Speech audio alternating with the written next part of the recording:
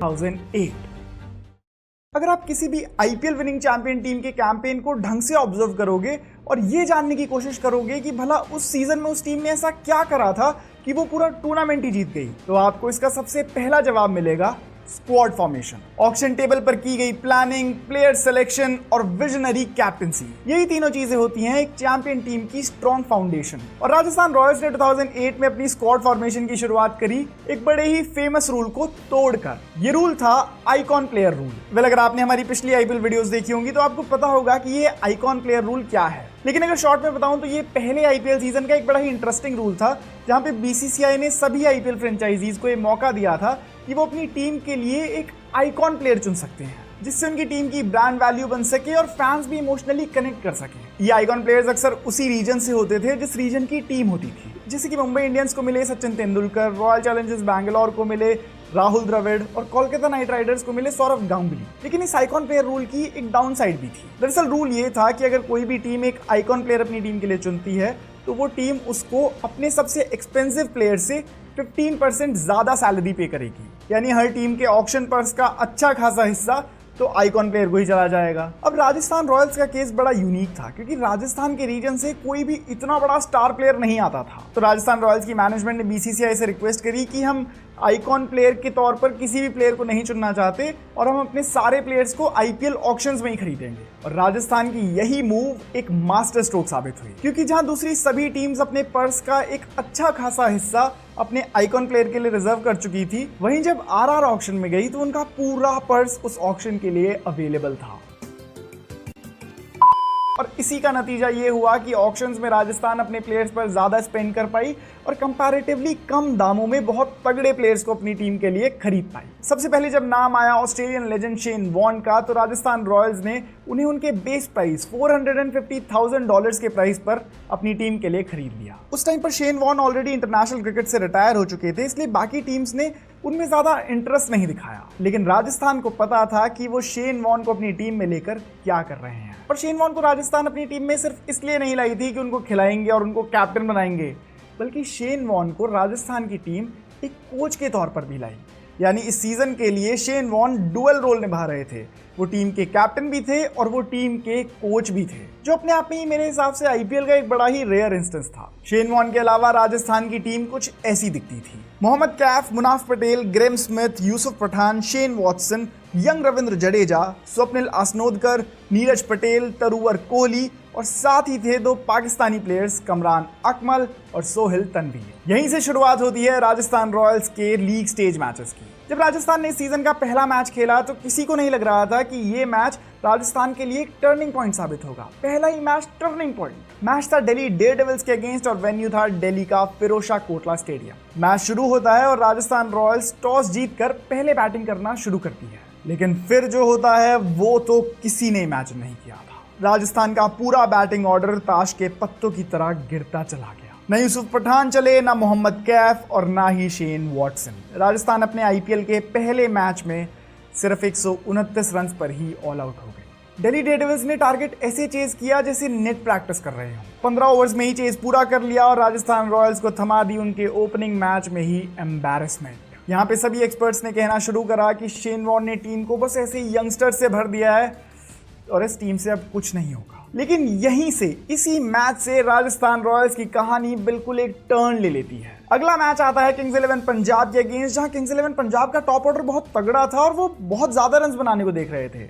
लेकिन राजस्थान रॉयल्स के expert bowlers उनके सामने इतना आसानी से कहां भाई। राजस्थान के बॉलर्स इस तरह का जादू बिखेरते हैं कि पंजाब सिर्फ 168 रन पर ही रुक जाती है। वैसे तो ये ज्यादा बड़ा टारगेट नहीं था, लेकिन जब शेन वॉटसन इस टारगेट को चेस करने आते हैं तो वो अनलॉक कर लेते हैं अपनी मच नीडेड परफॉर्मेंस और लगा देते हैं नॉट आउट 76 रन।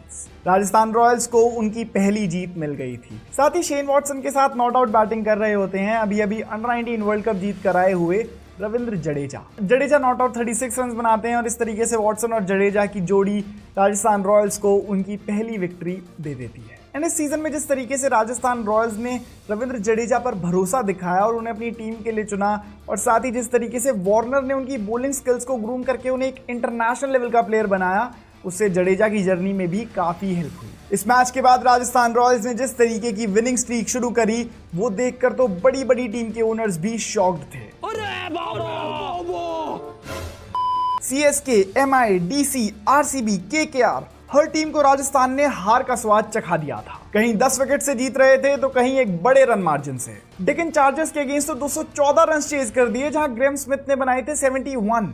और फिर यूसुफ पठान आए और उन्होंने तो 200 प्लस के स्ट्राइक रेट से 61 रन जड़ दिए और ये मैच जीत लिया। यूसुफ पठान इस सीजन में एक एक्सप्लोसिव फोर्स की तरह सामने आ रहे थे, जो सिर्फ चौकों और छक्कों में बात करते थे। केकेआर के अगेंस्ट जो मैच था उसमें स्वप्निल दास ने बड़े ही इंपॉर्टेंट 60 रन बनाए और वो भी मैन ऑफ द मैच बने। एंड जब सीएसके के अगेंस्ट मैच आया तब तो हद ही हो गई, जहां अकेले सोहेल तनवीर ने सीएसके की 6 विकेट्स ले ली और सीएसके को सिर्फ 109 रन पर रोक दिया। Impact wise I don't think इस सीजन में कोई भी यूसुफ पठान की टक्कर कर सकता है, क्योंकि जिस तगड़े तरीके से उन्होंने सीजन में रन्स बनाए, मानो ऐसा लग रहा था कि वो ऑलरेडी T20 क्रिकेट में पीएचडी करके बैठे हैं। केकेआर के अगेंस्ट जब मैच आया तो राजस्थान 148 रन चेज कर रही थी। यूसुफ पठान 6 पोजीशन पर बैटिंग करने आए और उन्होंने 18 बॉल में 48 रन जड़ दिए। चेस को सिर्फ 16 ओवर्स में पूरा करा और राजस्थान को ये मैच जिता दिया। मतलब यूसुफ पठान के लिए एक नॉर्मल बात बन गई थी कि वो 6-7 पोजीशन पर आए और एक परफेक्ट फिनिशर की तरह मैच को खत्म करके ही जाए। बेसिकली बात ये थी कि राजस्थान रॉयल्स की हर जीत में कोई नया प्लेयर सामने आ रहा था, कोई नया मैन ऑफ द मैच सामने आ रहा था।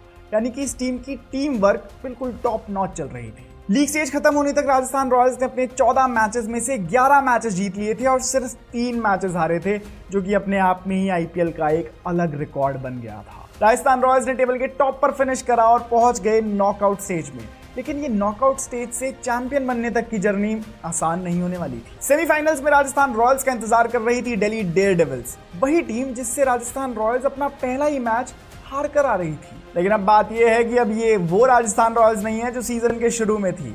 अब ये बिल्कुल ही एक ट्रांसफॉर्म्ड और कॉन्फिडेंट टीम बन चुकी थी। वानखेड़े में टॉस जीतकर राजस्थान ने पहले बैटिंग चुनी। शुरुआत शेकी रही, लेकिन फिर वॉटसन ने 21 बॉल में आके 45 रन जड़ दिए। वॉटसन ने भी एक तगड़ी 52 रन की नॉक खेली और राजस्थान के टोटल को 190 जैसे इंटिमिडेटिंग टोटल तक पहुंचा दिया। फिर आई बॉलिंग की बारी और शेन वॉटसन ने वही करा जिसके लिए वो जाने जाते हैं। पावर प्ले में ही गंभीर, सहवाग और शिखर धवन जैसे बड़े नामों को पवेलियन वापस भेज दिया। दिल्ली का टॉप ऑर्डर हिल चुका था और ये चेस शुरू होने से पहले ही खत्म कर दिया गया। आरआर के बॉलर्स ने मोमेंटम बनाए रखा और पूरी दिल्ली की टीम को सिर्फ 87 रन पर ऑल आउट कर दिया और ये सेमीफाइनल मैच जीतकर राजस्थान रॉयल्स पहुंच गई आईपीएल 2008 के फाइनल्स में। आईपीएल 2008 फाइनल्स, एक तरफ थी MS Dhoni led Chennai Super Kings जो सीजन भर कंसिस्टेंट थी, और दूसरी तरफ थी शेन वॉर्न की राजस्थान रॉयल्स जिन्होंने अंडरडॉग्स बनकर पूरे सीजन को हिला दिया था।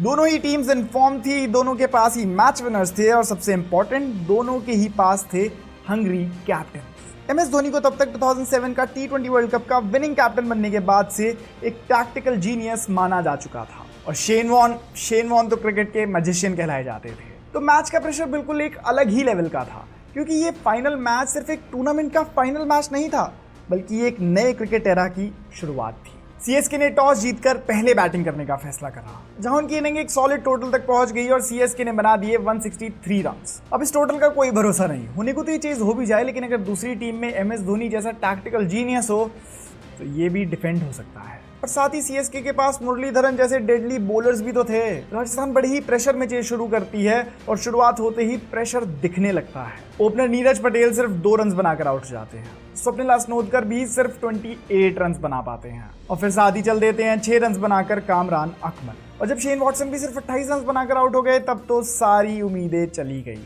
लग रहा था कि बस मैच हाथ से गया। 14 ओवर्स हो चुके थे और रन बने थे सिर्फ 107, यानी कि करीब 55-60 रन और चाहिए थे, लेकिन ओवर्स बचे थे सिर्फ 6 और विकेट्स भी कोई खास नहीं बची थी। लेकिन ये वही मैच था जिसमें यूसुफ पठान अपना असली रंग दिखाते हैं। प्रेशर, लाइट्स, क्राउड, ट्रॉफी, सबके बावजूद यूसुफ ने एक एंड पर टिक कर बैटिंग करी और जब दूसरा एंड गिर रहा था तब वो 39 बॉल्स खेलकर 50 रन बना चुके थे, इंक्लूडिंग 3 4s एंड 4 6s एक आईपीएल फाइनल में। मैच आखिरी ओवर तक गया, जहां आखिरी ओवर में चाहिए थे सिर्फ 8 रन।